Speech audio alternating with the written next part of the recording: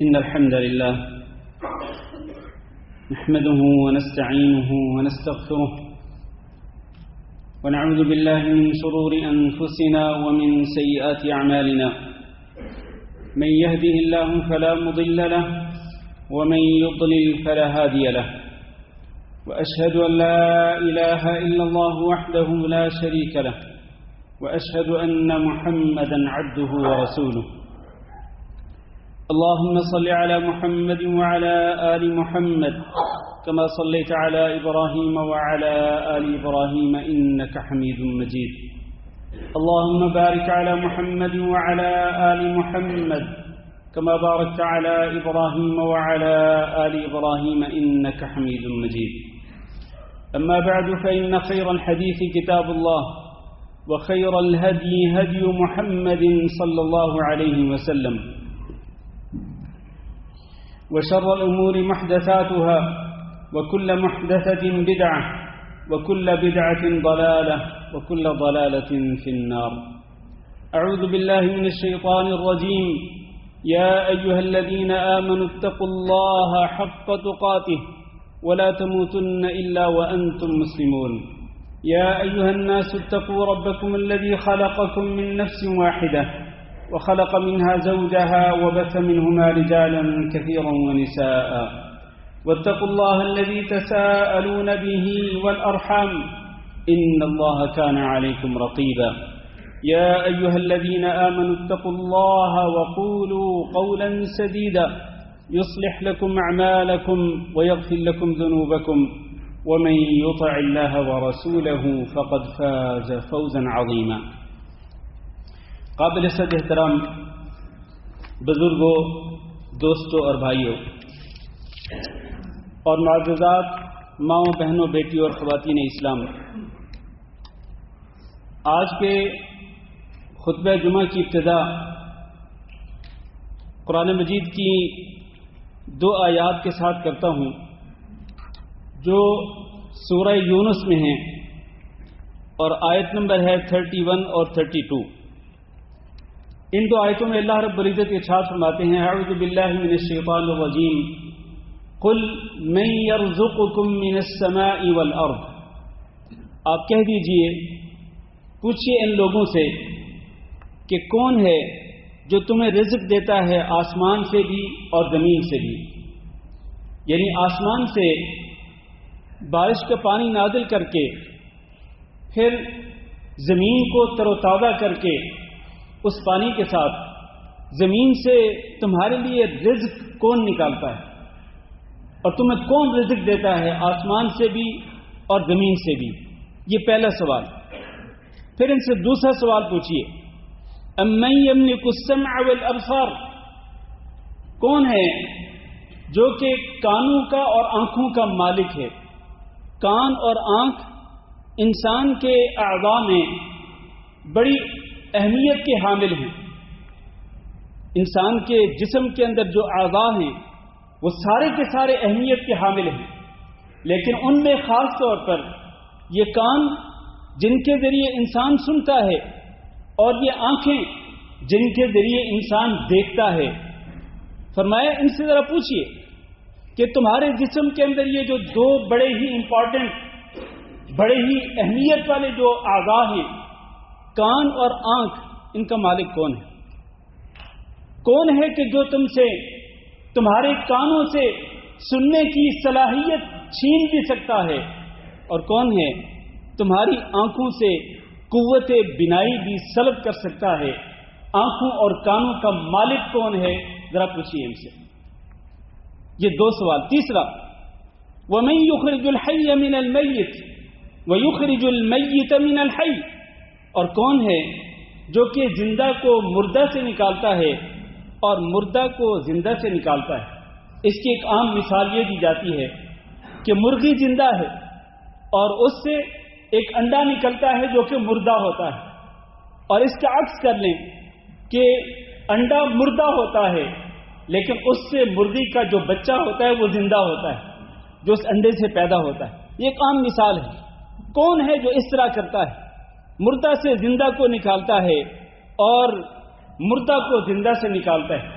یہ 3 سوال چوتھا سوال وَمَن يُدَبِّرُ الْأَمْرَ، اور کائنات کے سارے معاملات کی تدبیر کون کر رہا ہے؟ یہ دن اور رات کا نظام، یہ موسموں کا جو سسٹم ہے، گرمی کا، سردی کا، اور گرمی کے اندر دن بڑے ہو جاتے ہیں، راتیں چھوٹی ہو جاتی ہیں، اور اسی طرح سردی کے اندر راتیں لمبی ہو جاتی ہیں، دن چھوٹے ہو جاتے ہیں، اور اسی طرح یہ چاند اور یہ سورج کا نظام اور پوری کائنات، تمام مخلوقات کے امور کی تدبیر کون کر رہا ہے؟ سوچیں ذرا، کون کر رہا ہے؟ یہ 4 سوال اللہ رب العزت نے پوچھے ہیں، اور یہ چاروں سوال میں آپ سے پوچھتا ہوں۔ کون ہے کہ جو آسمان سے اور زمین سے رزق کے دروازے کھولتا ہے؟ اور کون ہے جو کانوں اور آنکھوں کا مالک ہے؟ اور کون ہے جو زندہ کو مردہ سے اور مردہ کو زندہ سے نکالتا ہے؟ اور جو کون ہے جو میرے اور آپ کے تمام امور کی تدبیر کرتا ہے اور پوری کائنات کے نظام کو چلا رہا ہے؟ اللہ تعالیٰ نے یہ 4 سوال پوچھے، اور پھر اللہ تعالیٰ نے خود ہی جواب دیا، فَسَيَقُولُونَ اللَّهُ۔ آپ جب ان سے یہ سوال کریں گے تو عنقریب یہ یقینی طور پر کہیں گے کہ وہ اللہ ہی ہے جو یہ چاروں کام کرتا ہے۔ اور میں آپ سے اگر سوال کروں تو آپ بھی یقینی طور پر یہی جواب دیں گے کہ وہ اکیلا اللہ رب العزت ہے، اور اللہ رب العزت کے ساتھ ان چاروں کاموں کے اندر اللہ کا کوئی شریک نہیں ہے۔ اللہ نے یہ سوال پوچھ کر اور ان کا جواب ذکر کر کے فرمایا فَقُلْ أَفَلَا تَتَّقُونَ، تو آپ ذرا ان سے کہیے کہ پھر تم ڈرتے کیوں نہیں ہیں؟ جب تو یہ مانتے ہو کہ یہ چاروں خصوصیات اکیلے اللہ رب العزت کی ہیں اور ان خصوصیات میں اللہ کے سوا کوئی شریک نہیں ہے، تو پھر تم اللہ سے ڈر کر اسی اکیلے اللہ رب العزت کی عبادت کیوں نہیں کرتے؟ اور اللہ کی عبادت میں تم کیوں شریک بناتے ہو؟ تمہیں یہ پتا ہے کہ رزق کے دروازے کھولنے والا وہی ہے، رزاق وہی ہے، ان اللہ هو الرزاق ذو القوة المتین، انسان کے پورے جسم کے اعضاء کو عطا کرنے والا بھی اللہ، اور سلب کرنے کی طاقت رکھنے والا بھی اللہ، اور ہر چیز کا خالق و مالک بھی اللہ، مدبر الامور بھی اللہ، تو پھر اسی اکیلے اللہ رب العزت کی عبادت کیوں نہیں کرتے؟ کیوں نہیں اللہ تعالیٰ سے ڈر کر اکیلے اللہ رب العزت کی عبادت کرتے؟ پھر فرمایا فَذَلِكُمُ اللَّهُ رَبُّكُمُ الْحَقُّ، یہ وہ اللہ ہے جو برحق ہے، تمہارا رب ہے۔ یہ جو چاروں کام اکیلا کرتا ہے نا، وہی اکیلا ہی معبود برحق ہے، وہی تمہارا رب ہے، اور اس کے ساتھ کوئی شریک نہیں۔ فَمَاذَا بَعْدَ الْحَقِّ إِلَّا الضَّلَالِ، پھر آپ ذرا سوچئے کہ اس حق کے بعد، یہ جو حق ابھی ذکر کیا گیا، وہ باتیں جو برحق ہیں، سچائی پر مبنی ہیں، ان حقائق کے بعد آخر پھر کیا چیز باقی رہ جاتی ہے سوائے گمراہی کے؟ فَأَنَّا تُصْرَفُونَ، پھر تم کہاں پھرے جا رہے ہو؟ کیوں نہیں آتے ہو ان حقائق کی طرف؟ کیوں نہیں آتے ہو اور ان حقائق کو دل کی گہرائی سے تسلیم کیوں نہیں کرتے ہو؟ اور کیوں نہیں تم اپنا ماتھا صرف اللہ کے سامنے کیوں نہیں جھکاتے ہو؟ رکوع اور سجود کیوں صرف اللہ رب العزت کے سامنے نہیں کرتے ہو؟ اور اپنی امیدوں کا محور اور مرکز کیوں اللہ رب العزت کو نہیں بناتے ہو؟ اور کیوں تم صرف اللہ رب العزت پہ بھروسہ اور توکل نہیں کرتے ہو؟ آخر کیا وجہ ہے کہ تم غیروں کا خوف اپنے دلوں کے اندر رکھتے ہو، اللہ کا خوف اپنے دلوں کے اندر نہیں بساتے ہو؟ غیروں سے امیدیں کیوں رکھتے ہو؟ غیروں کے دروازوں پہ ٹھوکریں کیوں کھاتے ہو؟ در در پہ جا کے، ہر قبر پہ جاتے ہو، ہر دربار پہ جاتے ہو، ہر درگاہ اور مزار پہ جاتے ہو، کیوں؟ آخر یہ حقائق جب جانتے ہو اور ان کو مانتے بھی ہو تو پھر کیوں در در کی ٹھوکریں کھاتے ہو اور اکیلے اللہ رب العزت کے دروازے پہ آ کے دستک کیوں نہیں دیتے؟ اکیلے اللہ رب العزت کو کیوں نہیں پکارتے؟ اس کا معنی یہ ہے میرے بھائیوں کہ یہ جو حقائق ہیں ان کو ماننا پڑے گا، ان کو تسلیم کرنا پڑے گا، اور اگر کوئی بندہ ان حقائق کو تسلیم نہیں کرتا تو اس کے لیے سوائے گمراہی کے کچھ بھی نہیں۔ یہ گمراہی وہ ہے جو کہ اللہ رب العزت نے قرآن مجید کے اندر ذکر کی۔ یہ میں نہیں کہہ رہا، دنیا کا کوئی امام یا کوئی عالم نہیں کہہ رہا، کسی عالم کا امام کا فتویٰ نہیں، یہ فتویٰ میرے خالق و مالک اللہ رب العزت کا ہے کہ اس حق کے بعد صرف اور صرف گمراہی باقی رہ جاتی ہے۔ اور آج ہم دیکھتے ہیں یہ جو کچھ ہو رہا ہے درگاہوں اور مزاروں پر، اور جس طرح غیر اللہ سے امیدیں وابستہ کی جاتی ہیں، ان پہ توکل کیا جاتا ہے اور انہی کا خوف اپنے دل میں بسایا جاتا ہے، باقاعدہ رکوع و سجود ان کے لیے کیا جاتا ہے۔ لوگ قبروں مزاروں پہ جا کے جالی کو پکڑ کے کہتے ہیں کہ مجھے ایک بیٹا چاہیے، یا مجھے 2 بیٹے چاہیے، یا مجھے 5 بیٹے چاہیے، بس اور کچھ نہیں چاہیے۔ قبر کے اوپر لگی ہوئی جالی کو پکڑ کر تم اپنے لیے بیٹوں کا سوال کر رہے ہو، اس سے کہ جو آپ کی پکار کو اور آپ کی بات کو سن بھی نہیں رہا، جو آپ کی بات اور آپ کی پکار کو سن بھی نہیں رہا۔ وَمَا أَنْتَ بِمُسْمِعٍ مَنْ فِي الْقُبُورِ، آپ اے محمد صلی اللہ علیہ وسلم اس کو نہیں سنا سکتے جو قبروں کے اندر ہے۔ حضرت محمد صلی اللہ علیہ وسلم قبر کے اندر جو لوگ دفن ہیں ان کو نہیں سنا سکتے، میں اور آپ کیسے سنا سکتے ہیں؟ سوچیں ذرا، میں اور آپ قبروں والوں کو کس طرح سنا سکتے ہیں؟ فرمایا ان تدعوہم لا يسمعوا دعاءکم، بلکہ اس سے پہلے فرمایا والذین تدعون من دونہ ما یملکون من قطمیر، جن کو تم اللہ کے سوا، اللہ کو چھوڑ کر جن کو تم پکارتے ہو نا، وہ تمہیں بیٹا تو کیا دیں گے، تمہاری حاجتیں کیا پوری کریں گے، تمہاری مشکلیں کیا دور کریں گے، وہ تو کھجور کی گٹھلی کے اوپر جو ایک باریک سا پردہ ہوتا ہے، باریک سا جو چھلکا ہوتا ہے نا، وہ اس چھلکے کا بھی اختیار نہیں رکھتے، اس چھلکے کے بھی مالک نہیں۔ ما یملکون من قطمیر، اور دوسری جگہ پہ فرمایا لا یملکون مثقال ذرۃ فی السماوات ولا فی الارض، یہ تو ایک ذرے کے برابر، ایک ذرے کے بھی مالک نہیں، ایک ذرے کے برابر بھی اختیار نہیں رکھتے ہیں، نہ آسمانوں میں اور نہ زمین میں۔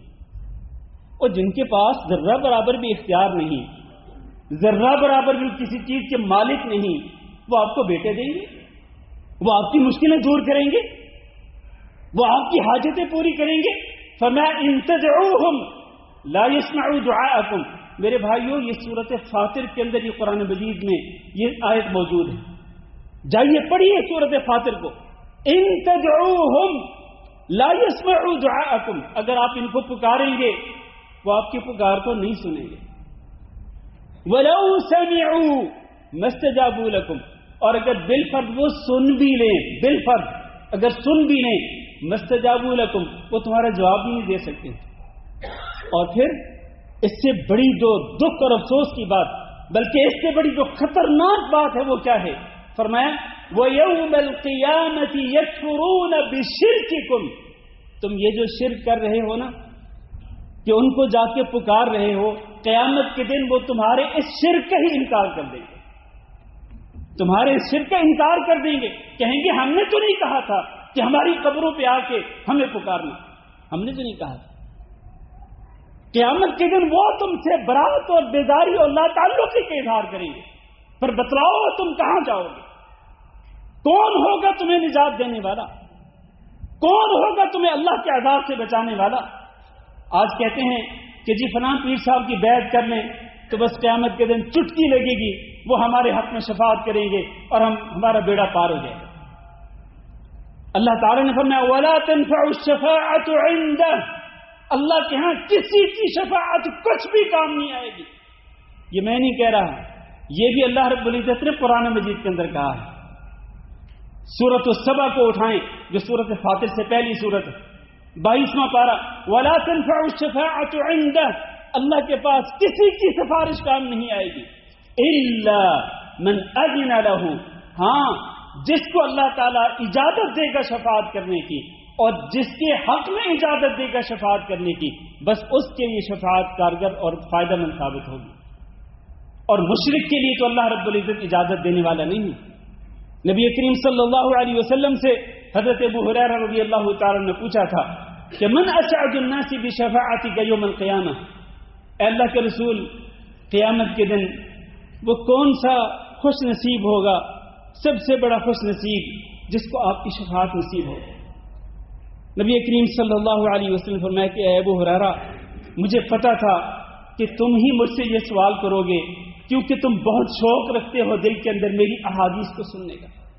مجھے پتا تھا کہ تمہارے سوا کوئی اور یہ سوال نہیں کرے گا، تو پھر سن لو جب تم نے یہ سوال کر ہی لیا ہے۔ اسعد الناس بشفاعتی یوم القیامہ من قال لا الہ الا اللہ من قبل نفسہ، سب سے بڑا خوش نصیب قیامت کے دن جس کو میری شفاعت نصیب ہوگی وہ ہوگا جس نے اس بات کا اقرار کیا ہوگا دل کی گہرائی سے کہ کوئی معبود نہیں ہے سوائے اللہ رب العزت، کوئی داتا نہیں، کوئی بگڑی بنانے والا نہیں، کوئی غوث نہیں، کوئی حاجت روا نہیں، کوئی مشکل کشا نہیں، الا اللہ، سوائے اللہ رب العزت کے۔ جس نے اپنے دل سے اس بات کا اقرار کیا ہوگا بس اس کو میری شفاعت نصیب ہوگی۔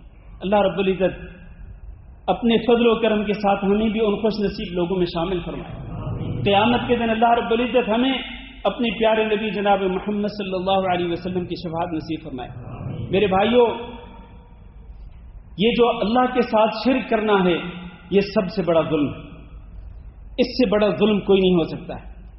حضرت لقمان نے اپنے بیٹے کو جو وصیتیں کی تھیں، جو اللہ رب العزت نے سورۃ لقمان کے اندر ذکر فرمائی، ان میں حضرت لقمان نے یہی کہا تھا وَإِذْ قَالَ لُقْمَانُ لِابْنِهِ وَهُوَ يَعِظُهُ يَا بُنَيَّ لَا تُشْرِكْ بِاللَّهِ، اے میرے پیارے بیٹے اللہ کے ساتھ شرک نہ کرنا، ان الشرک لظلم عظیم، کیونکہ شرک بہت بڑا ظلم ہے، شرک سے بڑا کوئی ظلم نہیں ہو سکتا، یہ سب سے بڑا ظلم ہے۔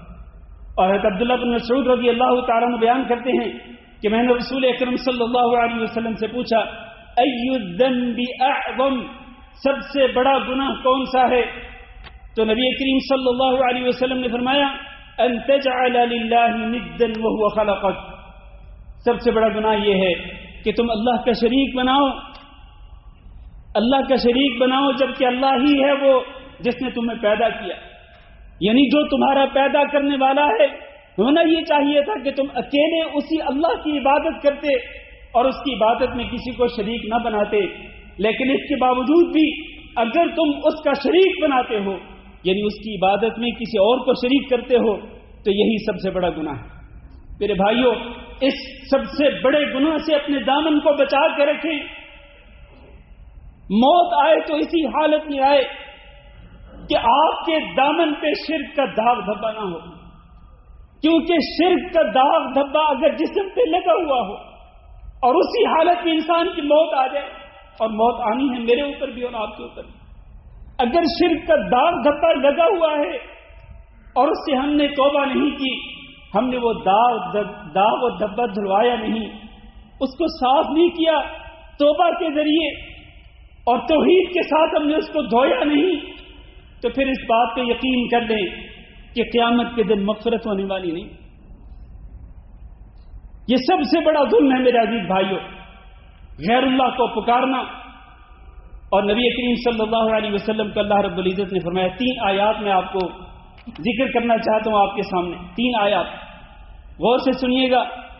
غیر اللہ کو پکارنے کے بارے میں اللہ نے فرمایا وَلَا تَدْعُ مِن دُونِ اللَّهِ مَا لَا يَنفَعُكَ وَلَا يَضُرُّكَ، اے محمد صلی اللہ علیہ وسلم اللہ کو چھوڑ کر کسی اور کو مت پکارنا، مَا لَا يَنفَعُكَ وَلَا يَضُرُّكَ، جو آپ کو نہ نفع پہنچا سکتا ہے نہ نقصان پہنچا سکتا ہے۔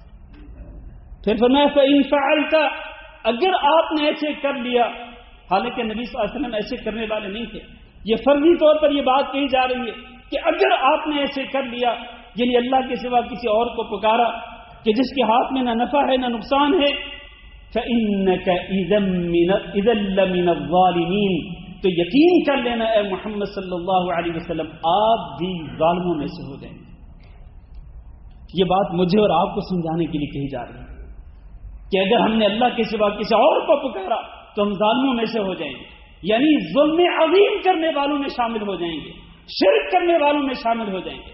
یہ پہلی آیت۔ دوسری آیت فرمایا قل افرأیتم ما تدعون من دون اللہ ان ارادنی اللہ بضر هل هن کاشفات ضری، تمہارا کیا خیال ہے اگر اللہ رب العزت مجھے کوئی نقصان پہنچانا چاہے تو جن کو تم اللہ کے سوا پکارتے ہو، کبھی کسی کو داتا اور کبھی کسی کو غوث کہتے ہو، کبھی کسی کو کچھ کہتے ہو کبھی کسی کو کچھ کہتے ہو، جن کو بھی تم اللہ کے سوا پکارتے ہو، کیا وہ اللہ اگر مجھے نقصان پہنچانا چاہے تو کیا وہ اس نقصان کو روک لیں گے؟ او ارادنی برحمت هل هن ممسکات رحمتی، یا پھر اگر مجھے اپنی رحمت سے کچھ نوازنا چاہے تو کیا وہ تمہارے معبود اس رحمت کو روک سکتے ہیں؟ قل حسبی اللہ، آپ کہہ دیجئے کہ بس مجھے اللہ ہی کافی ہے. علیہ یتوکل المؤمنون، اسی پر ایمان والوں کو توکل کرنا چاہیے. یہ دوسری آیت. تیسری آیت فرمایا ومن اضل، اس سے بڑا گمراہ کون ہو سکتا ہے؟ ممن یدعو من دون اللہ، کہ جو اللہ کے سوا اس کو پکارتا ہے. من لا یستجیب له الی یوم القیامہ، جو قیامت تک اس کو جواب بھی دینے کے قابل نہیں، قیامت تک جواب دینے کے بھی قابل نہیں. وہم عن دعائہم غافلون، اور وہ جن کو یہ پکارتے ہیں وہ تو ان کی پکار سے ہی غافل ہیں. وَإِذَا حُشِرَ النَّاسُ كَانُوا لَهُمْ أَعْدَاءَ وَكَانُوا بِعِبَادَتِهِمْ كَافِرِينَ. قیامت کے دن جب لوگوں کو جمع کیا جائے گا تو یہ جو ان کے معبود ہیں وہ ان کے دشمن بن جائیں گے اور وہ ان کی عبادت کا انکار کریں گے. اس کا مطلب یہ ہے کہ غیر اللہ کو پکارنا یہ کیا ہے؟ یہ ان کی عبادت کرنا ہے، یہ اللہ کے ساتھ شرک کرنا ہے. اچھا، یہاں پر ایک شبہ ذکر کیا جاتا ہے، اس کو ذکر کرتا ہوں اور اس کا جواب دیتا ہوں. کہتے ہیں جی یہ اصل میں یہ جو آیتیں ہیں نا، اللہ کے سوا کسی اور کو پکارنا، اصل میں یہ تو صرف بتوں کے بارے میں، بس صرف بتوں کو پکارنے کے حوالے سے ہیں، ورنہ یہ جو اولیاء اللہ ہیں ان کو تو پکار سکتے ہیں. اب ذرا دو تین آیتیں میں آپ کے سامنے ذکر کرنا چاہتا ہوں، ذرا غور کیجئے کہ کیا یہ آیتیں صرف بتوں کے بارے میں ہیں یا اولیاء اللہ جن کو پکارا جاتا ہے، جن کی قبروں مزاروں پہ جا کے نظر و نیاز پیش کی جاتی ہے، کیا وہ بھی اس میں شامل ہیں؟ اللہ تعالیٰ نے فرمایا والذین تدعون من دون اللہ لا يخلقون شيئا وهم يخلقون، جن کو تم اللہ کے سوا پکارتے ہو وہ کچھ بھی پیدا نہیں کرتے، وہ خود پیدا کیے گئے ہیں. اموات غیر احیاء، وہ مردہ ہیں، وہ زندہ نہیں. وما يشعرون ایان یبعثون، اور ان کو یہ بھی نہیں پتا کہ ان کو کب اٹھایا جائے گا. یہ کون ہے؟ یہ مردہ ہیں، زندہ نہیں، اور ان کو یہ بھی نہیں پتا کہ کب ان کو اٹھایا جائے گا. کون ہے جن کو اٹھایا جائے گا؟ کیا بتوں کو اٹھایا جائے گا؟ کیا بتوں کو اللہ تعالیٰ مردہ کہہ رہا ہے؟ بتوں کو اللہ کہہ رہا ہے کہ وہ زندہ نہیں ہے؟ یہ سوچنے کی بات ہے میرے عزیز بھائیو. اور پھر اس سے بھی بڑھ کر اللہ تعالیٰ نے فرمایا ان الذین تدعون من دون اللہ، اللہ کے سوا جن کو تم پکارتے ہو عباد امثالکم، وہ تمہاری طرح بندے ہیں، تمہاری طرح بندے ہیں. وہ اولیاء اللہ جن کو پکارا جاتا ہے وہ تمہاری طرح کے بندے ہیں. فدعوہم، اللہ نے چیلنج کیا ہے کہ پکار کے دیکھ لو ان کو. فلیستجیبوا لکم ان کنتم صادقین، اگر تم ان کو پکارنے میں سچے ہو تو ذرا دیکھو پکار کر کہ کیا وہ تمہیں جواب بھی دیتے ہیں. وہ تو جواب دینے کے بھی قابل نہیں. عباد امثالکم، وہ تمہاری طرح بندے ہیں، بندے. یہ صرف بتوں کے بارے میں نہیں بلکہ اولیاء اللہ جن کو بھی اللہ کے سوا پکارا جاتا ہے وہ سارے کے سارے اس میں شامل ہیں. پھر کہتے ہیں جی ہم تو ان کو نہیں پکارتے، ہم تو بس صرف یہ کہتے ہیں کہ ہماری ان تک اور ان کی آگے اللہ تک. اللہ نے اس کا بھی جواب دے دیا ہے. اللہ نے فرمایا یہ جو مشرک ہیں یہ کیا کہتے ہیں؟ وَيَعْبُدُونَ مِن دُونِ اللَّهِ مَا لَا يَضُرُّهُمْ وَلَا يَنفَعُهُمْ وَيَقُولُونَ هَؤُلَاءِ شُفَعَاؤُنَا عِندَ اللَّهِ، جو ان کی پوجا کرتے ہیں، ان کی عبادت کرتے ہیں، جو نہ ان کو نقصان پہنچا سکتے ہیں نہ ان کو نفع پہنچا سکتے ہیں، اور ان کا دعویٰ یہ ہے کہ یہ تو ہمارے سفارشی ہیں اللہ رب العزت کی بارگاہ میں، بس ہم ان کے پاس جاتے ہیں تاکہ یہ ہمارے حق میں سفارش کریں. یہ بات کن کی ہے؟ یہ ان مشرکوں کی بات ہے، جو بات اس دور کے مشرک کہتے تھے. آج کے دور کے مسلمان بھی بالکل وہی بات کہتے ہیں. کہتے ہیں ما نعبدہم الا لیقربونا الی اللہ زلفی، ہم ان کی عبادت تو صرف اس لیے کرتے ہیں تاکہ یہ ہمیں اللہ کے قریب کر دے. حالانکہ اللہ تعالی نے فرمایا وَإِذَا سَأَلَكَ عِبَادِي عَنِّي فَإِنِّي قَرِيبٌ، جب آپ سے میرے بندے میرے بارے میں پوچھیں تو میں قریب ہوں. اجیب دعوت الداعی اذا دعان، دعا کرنے والا جب بھی دعا کرے گا مجھ سے میں اس کی دعا کو قبول کروں گا. تو اللہ تعالیٰ تو قریب ہے، شہرت سے بھی زیادہ قریب ہے. پھر کیا ضرورت ہے کہ آپ ادھر جاتے ہیں، ٹھوکریں کھاتے ہیں ادھر ادھر اور کہتے ہیں یہ ہمیں قریب کریں گے. اور میرے بھائی آپ اخلاص کے ساتھ، صدق کے دل کے ساتھ اللہ کی بارگاہ میں آئیں تو صحیح. اور سیدھے ڈائریکٹ آپ اللہ تعالیٰ کو پکاریں، ڈائریکٹ اللہ رب العزت سے اپنے گناہوں کی معافی مانگیں، اور ڈائریکٹ اللہ رب العزت کے سامنے اپنی حاجتوں کو رکھیں، اپنی مشکلات کو رکھیں. پھر دیکھیں توکل بھی اللہ پہ کریں، بھروسہ بھی اللہ پہ کریں، تمام کی تمام امیدوں کا محور اور مرکز اللہ رب العزت کی ذات گرامی کو بنائیں اور اسی کا خوف اپنے دل میں بسائیں، صرف اسی سے مانگیں.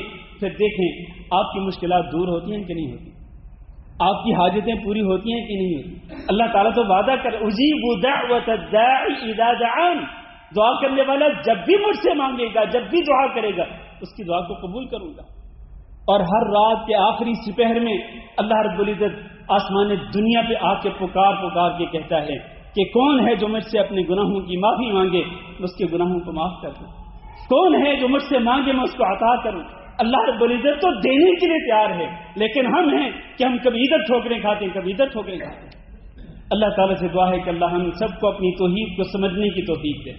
اللہ رب العزت ہمیں اپنی توحید کے تقاضوں کو پورا کرنے کی توفیق دے، اور اللہ رب العزت ہم سب کو شرک سے اور شرک کی تمام غلاظتوں سے محفوظ رکھے اور ان سے بچنے کی توفیق دے. استغفر اللہ لی ولکم ولسائر المسلمین فاستغفروہ انہ هو الغفور الرحیم.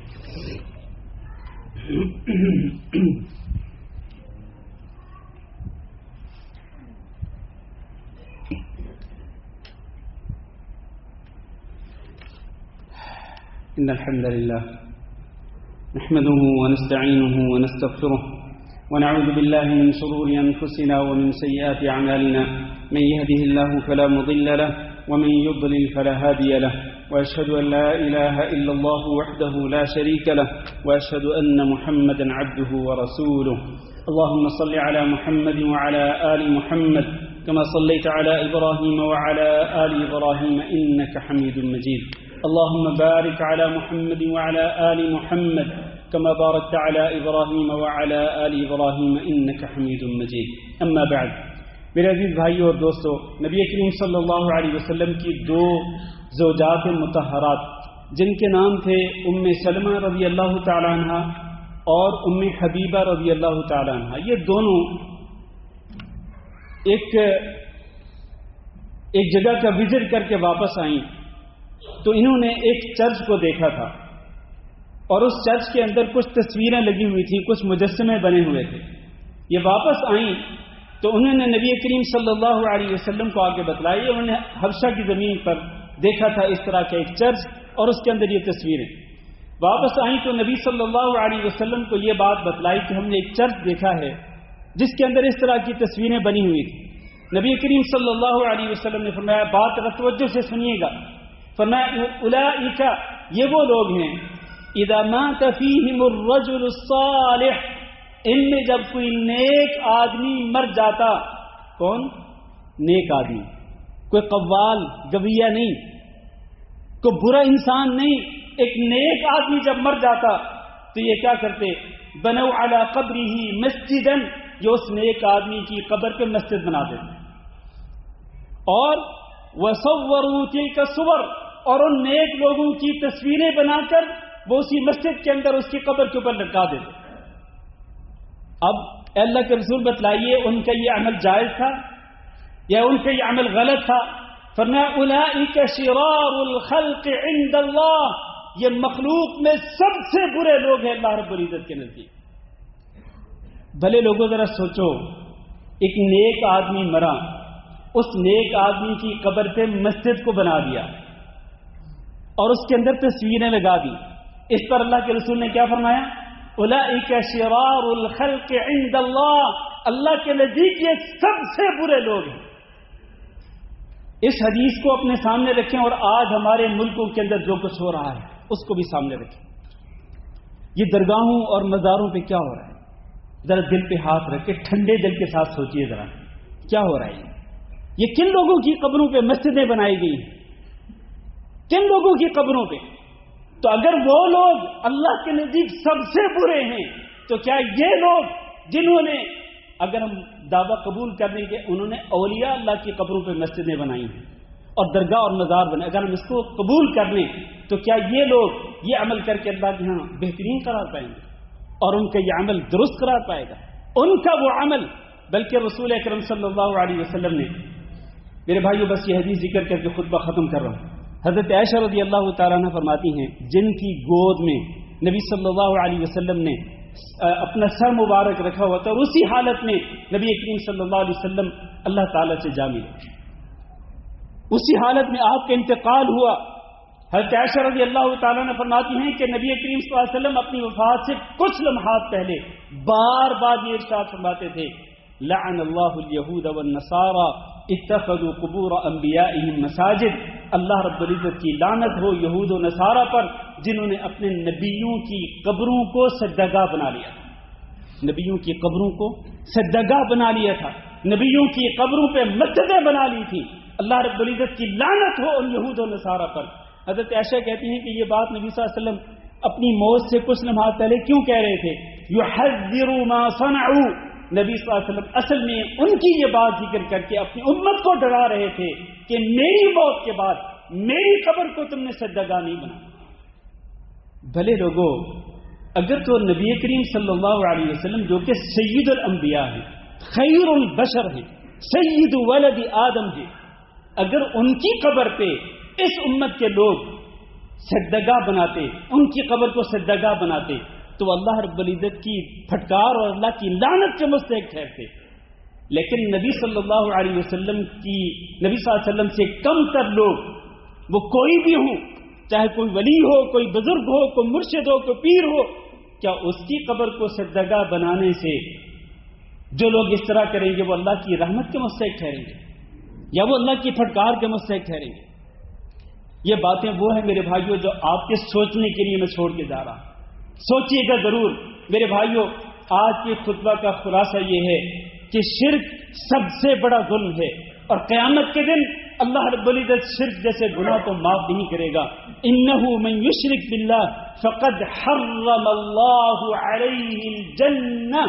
جو شخص اللہ کے ساتھ شرک کرتا ہوا مر گیا اور مرنے سے پہلے اس سے شرک سے توبہ نہیں کی, اللہ رب العزت نے اس پر جنت کو حرام کر دیا. وَمَأْوَاهُ النَّارُ, اور اس کا ٹھکانہ جہنم ہے جس میں وہ ہمیشہ ہمیشہ جلتا رہے گا والعیاذ باللہ. اللہ تعالیٰ سے دعا کرتے ہیں, اللہ کی بارگاہ میں اس کی رحمت کی امید رکھتے ہوئے ہم اللہ تعالیٰ سے سوال کرتے ہیں, اللہ سے مانگتے ہیں کہ اللہ ہمیں اس زندگی کے آخری سانس تک اللہ ہمیں شرک سے محفوظ رکھنا, ہمیں بھی, ہماری آل اولاد کو بھی, ہمارے ماں باپ کو, ہمارے بہن بھائیوں کو, ہم سب کو اللہ شرک سے اپنی پناہ میں رکھنا, شرک سے اللہ ہمیں بچنے کی توفیق دینا. اور اے اللہ جیسے کہ نبی صلی اللہ علیہ وسلم نے یہ دعا سکھلائی تھی کہ چھوٹے بڑے شرک سے بچنے کے لیے یہ دعا کرنا, اللہم انی اعوذ بک ان اشرک بک وانا اعلم واستغفرک لما لا اعلم. اے اللہ ہم بھی تجھ سے پناہ مانگتے ہیں کہ تیرے ساتھ شرک کریں, اور اللہ اگر لا علمی میں کبھی شرک ہو جائے, اللہ لا علمی میں کیے ہوئے گناہ کو معاف کر دینا. اللہ ہم تیری رحمت کے امیدوار ہیں, تیری مغفرت کے امیدوار ہیں. اللہ ہم سب سے راضی ہو جا. اللہ اپنی توحید پہ قائم اور دائم رہنے کی توفیق دے. اللهم اغفر لنا وللمؤمنين والمؤمنات وللمسلمين والمسلمات الأحياء منهم والأموات. اللهم إنا نسألك العفو والعافية والمعافاة الدائمة في الدنيا والآخرة. اللهم إنا نسألك رضاك والجنة ونعوذ بك من سخطك والنار. اللهم فرج هم المهمومين ونفس كرب المكروبين واقض الدين عن المدينين واشف مرضانا ومرضى المسلمين. اللهم انصر الإسلام والمسلمين. اللهم انصر عبادك المستضعفين في كل مكان. اللهم انصر عبادك المستضعفين في كل مكان فإنك على كل شيء قدير. وصل اللهم وسلم على نبينا محمد وعلى آله وأصحابه أجمعين.